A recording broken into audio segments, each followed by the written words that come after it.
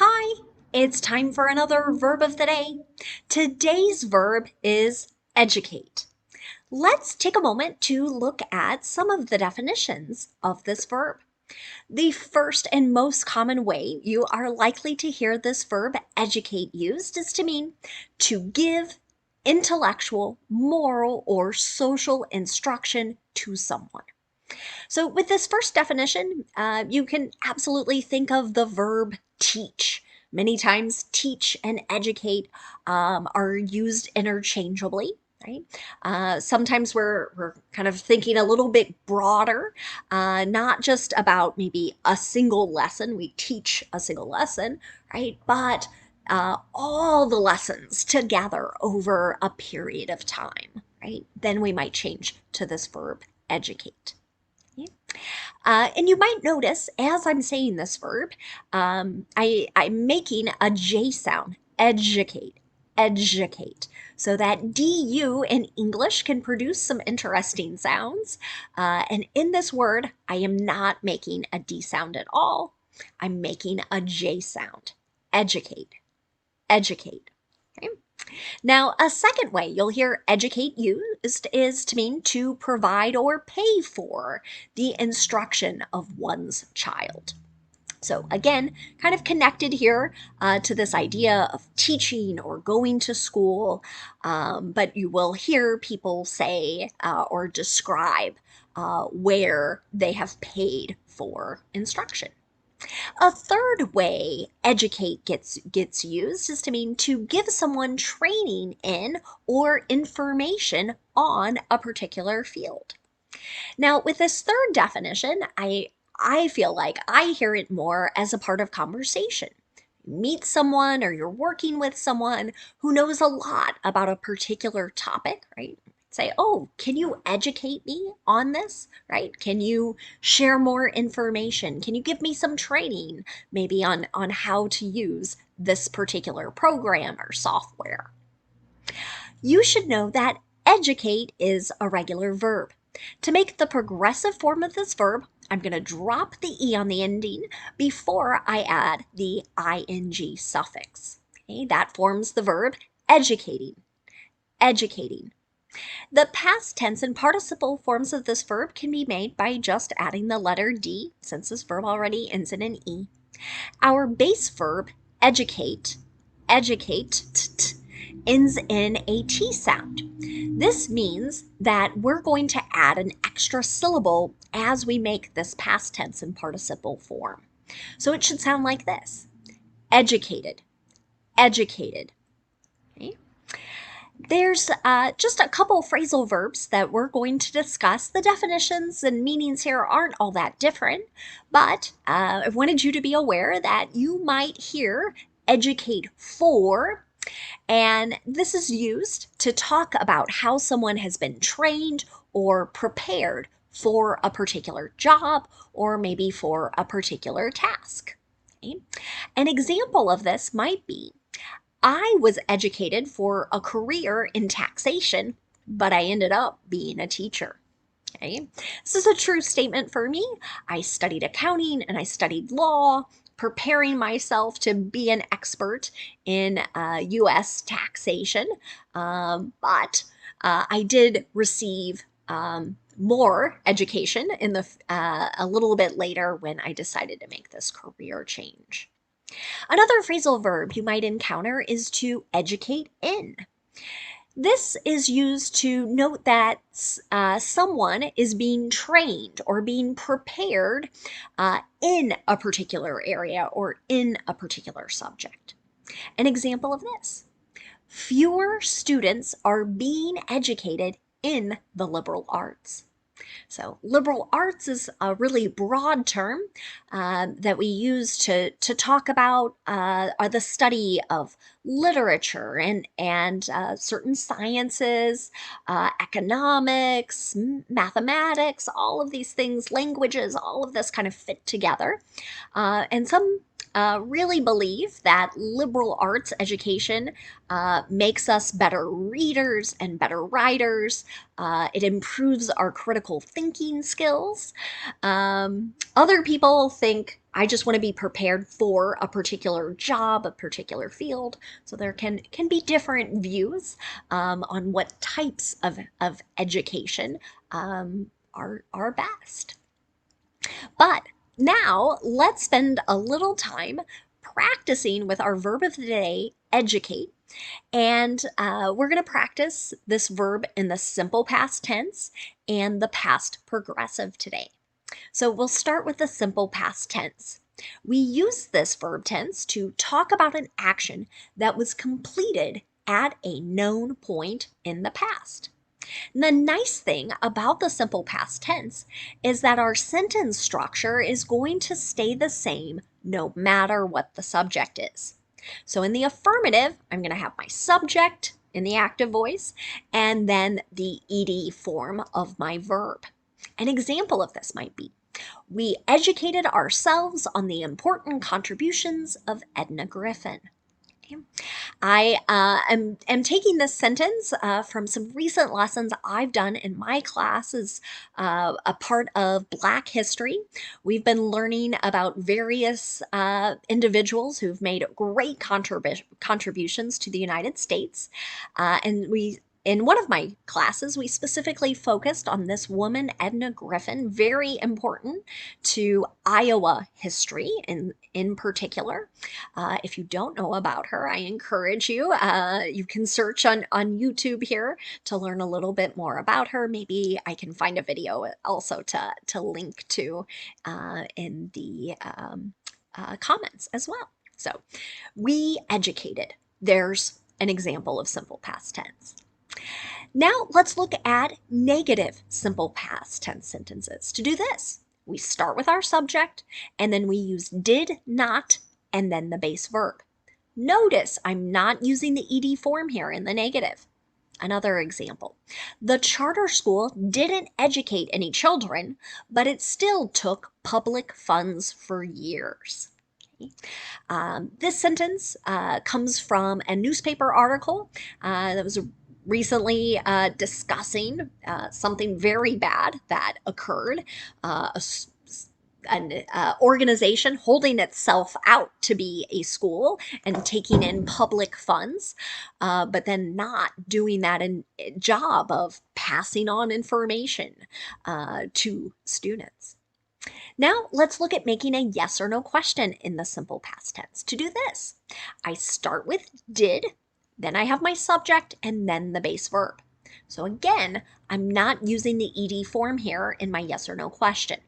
An example, did public health officials educate us well during the pandemic? This might be a question that some would debate. Were they sharing enough information, the right information, in a way that people were able to understand how to behave in a way that would keep them and their families safe? Now let's talk about the past progressive. Some teachers in some books call this the past continuous. That's fine. Past progressive, past continuous, they mean the same thing. I and others will describe this past progressive verb tense as noting an action that was ongoing, maybe during a period of time in the past, or it's common to hear past progressive used when an action gets interrupted by something else in the past tense. So we use past progressive to show there was something ongoing or something progressing, right? And then we use simple past tense for that interrupting action. The reason I like calling this the past progressive is that I see two P's in the name of this verb tense. And the two P's help me remember that I need two parts to make my verb. So my first part of my verb is going to be the past tense form of be. So that can be was or were. So was for the subjects I, he, she, and it, and then were for the subjects you, they, and we. Okay? So part one, past tense of be. And then the second part is going to be the ing form of the verb. Let's look at an example sentence. While he was educating himself in New York, his family dealt with illnesses and other challenges at home. Okay. So this sentence is describing an ongoing action, right? Someone is studying, is pursuing greater education in New York, right? And then we have an interrupting action. His family dealt with. There's simple past tense. Okay. Now let's look at making a negative past progressive sentence. Again, we're going to pay attention to our subject. And based on what our subject is, we'll use was or were, then not, then the ing form of the verb. Here's another example sentence. She hasn't attended school and her parents weren't educating her at home. Okay. So this sentence was describing a situation where some child has not had the opportunity to learn in any environment, hasn't attended school at any point in the past, and during this time, she wasn't receiving education. She wasn't, in this case, her parents would be responsible for providing this opportunity to learn. Finally, let's look at making a yes or no question in the past progressive. To do this, we start with was or were, whichever form matches our subject, and that subject comes next. Then you're going to see the ing form of the verb. Here's another example. Were they educating people about digital literacy during the seminar? This is a topic that comes up quite a lot with my friends and colleagues in adult education. So this is a question I think I've had colleagues ask me about as I've maybe overseen uh, uh, different seminars, different learning opportunities, and this idea of digital literacy, the ability to use Zoom, the ability to watch videos, send emails, do things within programs like Google Docs or Microsoft Word. All of those skills kind of fit together for digital literacy. Now, let's spend a moment looking at some words that are related to our verb educate. And the first word, I think you've heard me use it a couple times in this video, is the noun form, education. Education. So this noun can be used a few different ways. One would be to refer to the process of receiving instruction or giving instruction. Okay? And you might notice the word here, systematic. Right? Think of something organized, it's well thought out. There's kind of a progression. So, an example of this might be, how is your state's public education system? Right? So, broad question. It can be quite different from state to state here in the US. A second way to use the noun education would just be to refer to the theory and practice of teaching. An example of this, he's a student in the College of Education.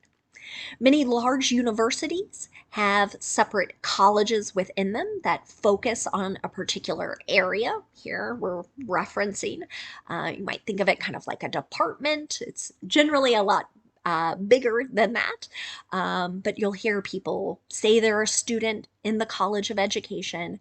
Other people will identify that they are majoring or focusing their studies in education, the practice of teaching. A third way to use the noun education is just to refer to information or training, might be hands-on, training in some particular field or a particular subject area. An example of this, they're taking driver's education this summer. Right. So generally in the United States, this has two components, what we call classroom learning, where you learn very important rules and other information connected to safely driving a car. And then the second part of education is to actually practice. We call this behind the wheel. You get behind the wheel of a car and begin to learn how to operate it. safely. Fourth way to use the noun education is just to refer to the body of knowledge that someone has acquired while learning. An example of this: her language education has been varied and extensive. So here maybe I'm talking about someone who's able to speak 4, 5, maybe even 6 different languages, and really knows them in great detail. Okay? Now, another related word you might hear is the noun educator. That hopefully that suffix is indicating to you this is a person who, and in this case, provides instruction or who provides education. So, an example of this, again, I have a lot of personal examples today, I'm afraid. I am a proud adult educator. I've used this, I think, as part of job descriptions, job titles. I think maybe my LinkedIn has that as a descriptor. Another way, some might think of it as just a slightly different way than saying teacher, but a bit similar. The next related word we're going to look at is the adjective educated. So sometimes as people use this, they're using it as a way of describing someone as having received education, or they're describing something that results from really good education. An example of this might be Justice Ketanji Brown Jackson is a Harvard educated lawyer. So here, our adjective is helping to describe where she received her education to become an attorney or to become a lawyer. So Harvard is one of the most respected universities here in the United States. And so we will see this phrase a lot, kind of noting, wow, they were taught, they learned at one of our best universities. Another related adjective you might hear is uneducated. So I've added the prefix un. Many times my students, I hope, are thinking not when they see that. So we use this adjective to describe perhaps someone who is lacking in education. Maybe they didn't have the opportunity to attend school. Or we might be suggesting they have been poorly educated. And again, there can be many reasons for that.